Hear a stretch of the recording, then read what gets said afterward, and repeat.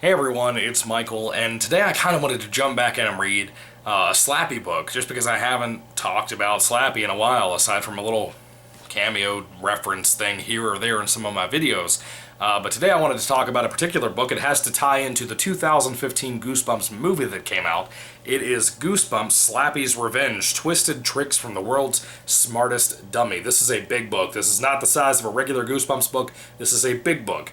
Slappy's Revenge. What is this book? It's real weird, you know? It's kind of, from what I can tell, it's kind of like almost like tying into the game, but at the same time, the movie too? I don't know, because like the game for 3DS, Goosebumps the game, it's like you start off in Slappy's in the back of a moving truck, I believe, something like that. I think it was Slappy that was back there. Anyway, doesn't matter.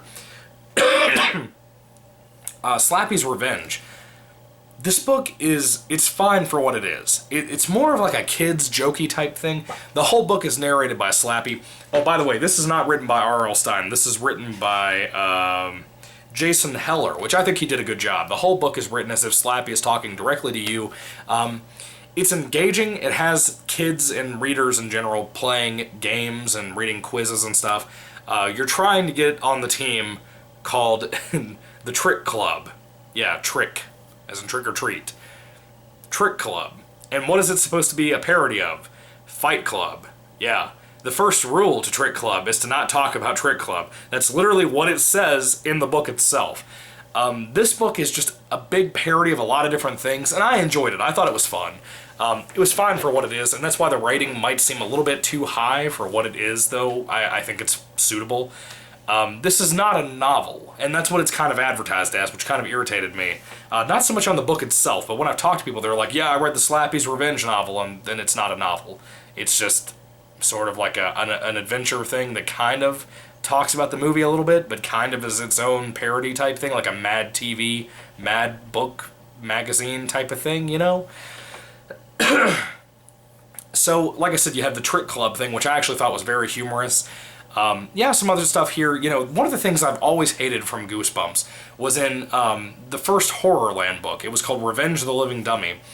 And the thing is, of course, it's a Slappy book, but one of the things is that the Slappy in that book has this phrasing that he keeps saying, where he'll say, I'm a bad boy, and like the way it's spelled, it would be like B-A-A-A-A-A-A-D, boy.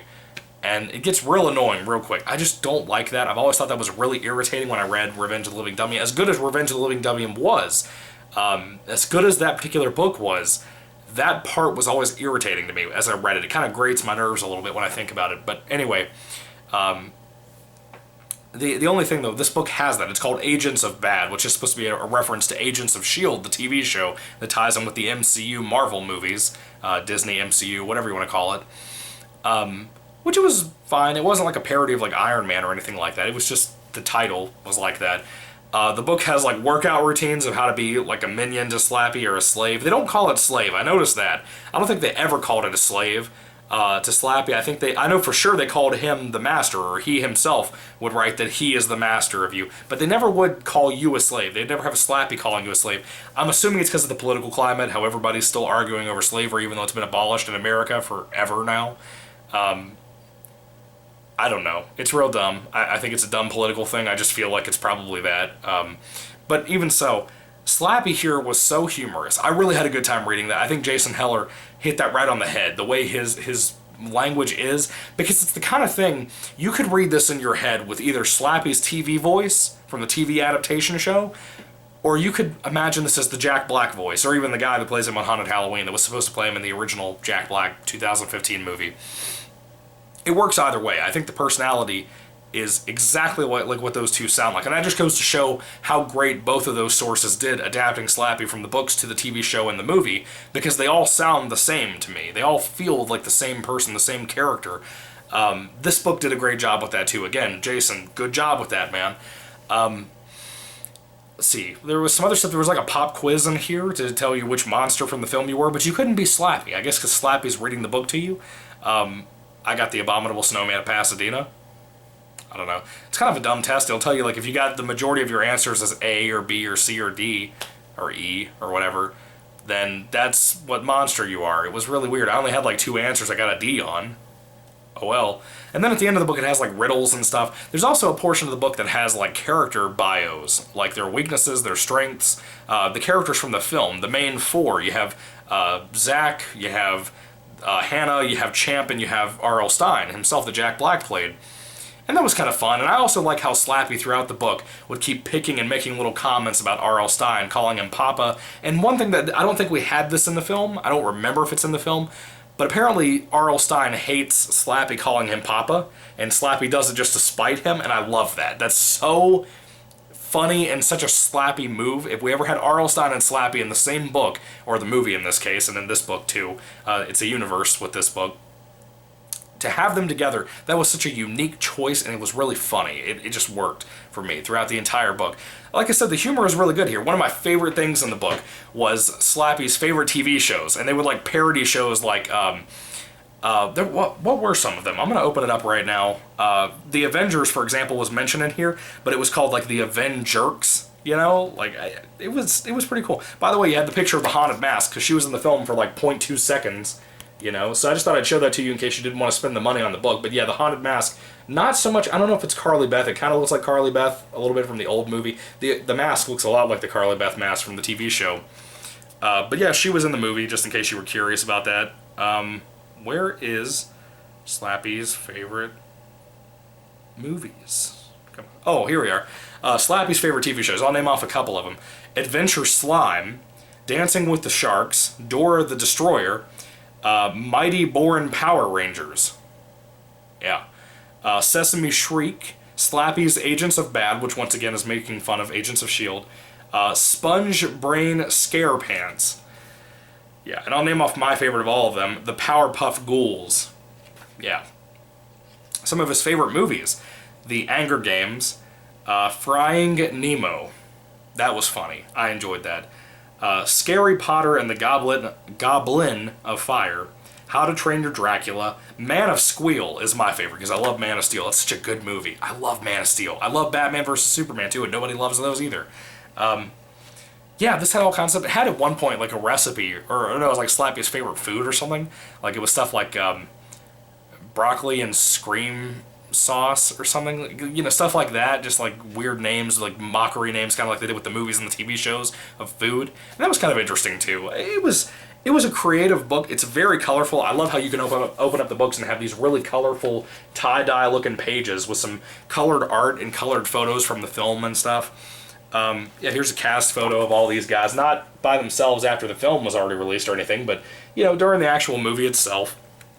I thought it was cool. I thought it had a lot of cool stuff going on in it. They had like this weird map thing. It was kind of cool. This was a really cool idea. This reminds me of something that would have been in like a Give Yourself Goosebumps book. It was like a map, and you had to make out names for like individual like states in the U.S. Like for example, my favorite was where is it? Where is it? Oh, it was Mississippi, but it's called Hississippi. I love that one. It was so funny. You had Philadelphia, which is hilarious. Della Werewolf. It was really creative. It was a cool book for what it was.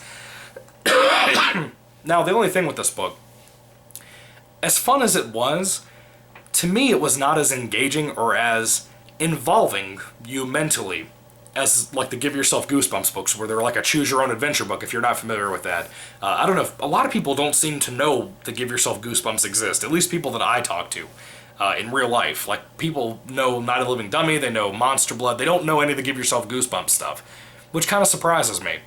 But yeah, it's not as engaging, in my opinion, and as fun as Give Yourself Goosebumps, which are just stories that you're choosing your adventure as you go along throughout the book. I really, really love those. I really do. But Slappy's Revenge is fun as a Slappy fan, which is what I am. If you like Slappy a whole lot, this book's going to be for you. If you like activity books, this book's going to be for you. It's just kind of a fun, silly movie tie-in type of thing, and it's fine. It's fine. I don't hate it at all, and I don't love it at all. It's just, it's good for what it is. I think kids would love this if they're a big Goosebumps fan of the movie or the TV show or anything. Mainly the movie, because it ties in so much with the movie. But Slappy in general was really fun to read throughout this. I loved his humor. I loved the jokes. Again, Jason Heller did a really good job writing Slappy's character. I think it's one of those things, it's like Slappy has a very distinct voice as a character, very much like how Spider-Man has a very distinct voice and tone, and the way his character and personality are. There's a very distinct way to write these characters, and Slappy is one of those types of characters, no matter what you think about Goosebumps or Slappy. That's undeniable, and I think Jason did a really good job. But anyway, when it comes to Goosebumps, Slappy's Revenge, Twisted Tricks from the World's Smartest Dummy, what did you guys think about it? Put your thoughts and comments down in the comment section down below. I'd love to hear what you guys have to say about this fun little book. If I had to rate Slappy's Revenge on a 5-star basis, I think I'd probably give this about a 4 out of 5. Again, for what it is, this is not a novel of Goosebumps. And it kind of has a story going throughout. You're supposed to be teaming up with Slappy, being his slave, but they won't call it a slave because of political reasons. And that's really the only story you get. And at the end, there's kind of a twist, which is kind of cool because it kind of reflects Goosebumps, you know. It's fine for what it is. I thought for what this was, it was cool. It's like if you got a sticker book for Goosebumps, are you going to give that a bad rating because it's not engaging? No, you would just rate it as a sticker book, you know. That's how I feel about this. It's just, for what this is doing, it's good. It's all that matters. But yeah, I thought that'd be cool to get that out of the way and review it today. Have something for you guys to talk about, you know, to review once again for you guys who do enjoy my videos or anything like that, or do just enjoy Goosebumps and talking about Goosebumps.